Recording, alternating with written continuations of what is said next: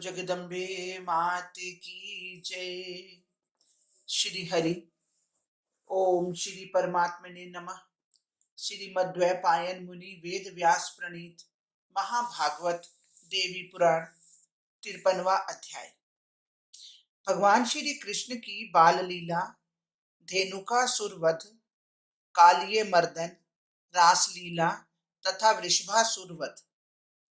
श्री नारद जी बोले, पार्वती प्राण वल्लभ महेश्वर, श्री कृष्ण रूप वाली भगवती के चरित्र का संक्षेप में मुझसे वर्णन कीजिए। जिस प्रकार उन्होंने गोकुल में राधा के साथ विहार किया और पृथ्वी के भार स्वरूप बहुत से वीरों का रण में तथा अन्यत्र कुरुक्षेत्र आदि में भी संहार किया, स्वयं अपने बंधु बांधवों, यदुवंशियों तथा समस्त ऋषियों के साथ जिस प्रकार वे पृथ्वी पर विराजमान रहे और अंत में जिस प्रकार श्री कृष्ण ने स्वर्गारोहण किया, वह सब आप मुझे बताइए। श्री महादेव जी बोले, मुनि श्रेष्ठ, सभी ग्वाल बालों के साथ गोकुल में विहार करते हुए श्री कृष्ण ने बाल्यावस्था में ही उन धेनुकासुर आदि महान दैत्यों को मारकर तथा कालिय मर्दन करके अपने अद्भुत प्रभाव का प्रदर्शन करते हुए रमणीक वृंदावन में राधा के साथ विहार किया। भगवती काली के ही पुरुष रूप भगवान श्री कृष्ण ने भैरव के अंश से उत्पन्न अन्य गोपियों के साथ उनके सौंदर्य की वृद्धि करते हुए विहार किया। दिन में गोकुल से मंगलमय वृंदावन में जाकर उन्होंने अपनी बांसुरी की मधुर ध्वनि से सभी गोपियों को बुलाकर और राधा को प्रधान महिषी बनाकर वहां अपनी लीला से रास रचाया। अनेक प्रकार के वन्य पुष्पों से माला बनाकर गोपियां श्री कृष्ण के गले में डाल देती थीं और अत्यंत प्रसन्न होकर उन्हें देखने लगती थीं।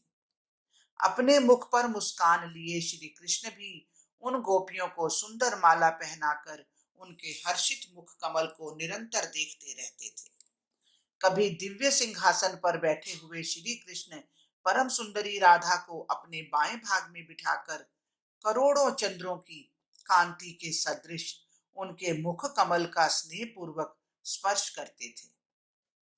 वे यदुनंदन श्री कृष्ण गोपियों गोपिका समूहों के साथ कभी यमुना के तट पर, कभी जल में क्रीड़ा करते थे।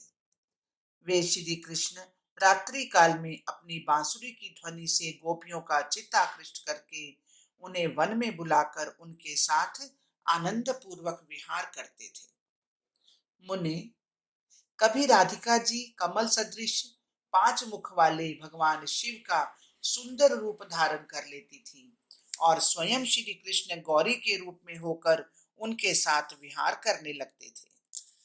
महामुने, इस प्रकार राधा के साथ रमण करते हुए परिपूर्ण आनंद स्वरूप साक्षात भगवान श्री कृष्ण गोकुल में रहते थे। एक समय शरद पूर्णिमा की महानिशा में विहार करने का मन में निश्चय करके श्री कृष्ण वृंदावन आए।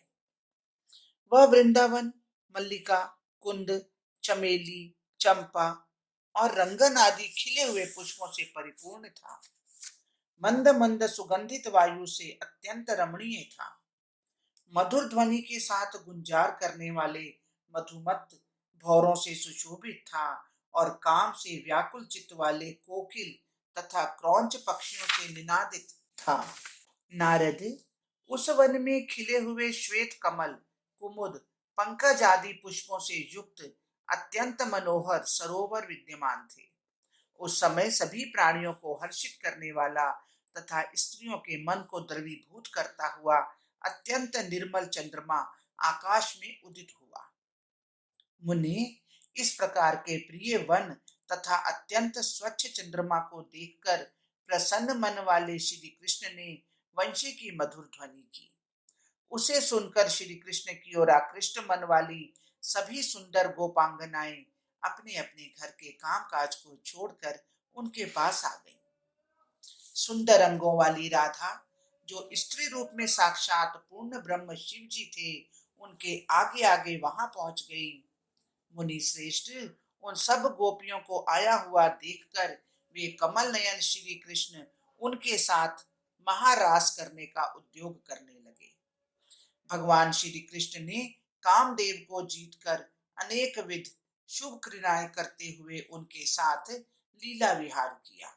उस समय नवीन मेघ के समान प्रभा वाले परमानंद स्वरूप पूर्णात्मा श्री कृष्ण अपने मुख पर मुस्कान के साथ 8 विग्रहों में विभक्त हो गए। यह देखकर क्षण भर में राधा भी चंद्रमा के समान कांति वाले तथा मंद मंद हास युक्त सुंदर मुख वाले प्रेम प्रेमोन्नमत 8 विग्रहों में होकर सुशोभित होने लगी। महामुने, राधा की उन 8 मूर्तियों के साथ विहार करने के लिए 8 विग्रह वाले प्रसन्नात्मा वे श्री कृष्ण क्षण भर में अंतर्धान हो गए और महामुने अन्य सभी सुंदर गोपिकाओं को वहीं पर विरह व्यथित छोड़कर वे अंतरिक्ष में चले गए तथा राधा के साथ वहां रास लीला करने लगे। परमानंद स्वरूप पूर्णात्मा कमल नयन भगवान श्री कृष्ण कौतूहल युक्त होकर लीला से उनके साथ आनंद विहार करते थे। मुनि श्रेष्ठ भेरी, मृदंग, तुरही आदि की तीव्र ध्वनि के साथ उनके ऊपर आकाश से भारी पुष्प वृष्टि होने लगी और आकाश के मध्य इस प्रकार विहार कर रहे राधा तथा कृष्ण को न देखकर उस सुरम्य वन में स्थित अन्य गोपिकाएं रोने लगी। मुनिवर, उन गोपिकाओं का विलाप सुनकर श्री कृष्ण राधा के साथ उस कानन में पुनः पुनः प्रकट हो गए और उनकी मनोवांछा पूर्ण करने के लिए श्री कृष्ण ने अपनी महिमा से अनेक रूपों में होकर उस महावन में उनके साथ लीला की। महामुनि, श्री कृष्ण की रासलीला देखकर देवता और गंधर्व परम आनंदित हुए और भारी पुष्प वर्षा करने लगे। इस प्रकार श्री कृष्ण ने कार्तिक की पूर्णिमा तिथि से आरंभ करके बहुत दिनों तक रात्रि वेला में उस वन में गोपिकाओं के साथ रास लीला की। इसी प्रकार श्री कृष्ण रूप परमेश्वरी ने स्त्री रूप शंभु के साथ चीरहरण आदि अन्य महाक्रीड़ाएं भी की। मुने, नंद आदि गोप वृंद उनकी लोकोत्तर लीलाओं से देवी रूप श्री कृष्ण को ब्रह्म ऐसा समझकर स्नेह पूर्वक उनका पालन करने लगे। नारद, राधा भी सौंदर्य वर्धन करती हुई सी उन श्री कृष्ण के साथ रमण करती थी। एक बार कंस के द्वारा भेजा गया वृषभासुर नामक बलशाली दैत्य बलराम और श्री कृष्ण को मारने के लिए गोकुल आया। मुने, चांदी के पर्वत के समान प्रतीत होने वाले उस दैत्य को समक्ष आता हुआ देखकर गोकुल में रहने वाले सभी पशु चारों ओर भागने लगे। अन्य लोग भी उस दुष्टात्मा राक्षस के भय से दिशाओं तथा विदिशाओं में उसी प्रकार भागने लगे जैसे सिंह को देखकर हाथी भाग जाते हैं। इस प्रकार गोकुल वासियों को भागते हुए देखकर श्री कृष्ण वृषभासुर नामक उस महान दैत्य के पास पहुंचे।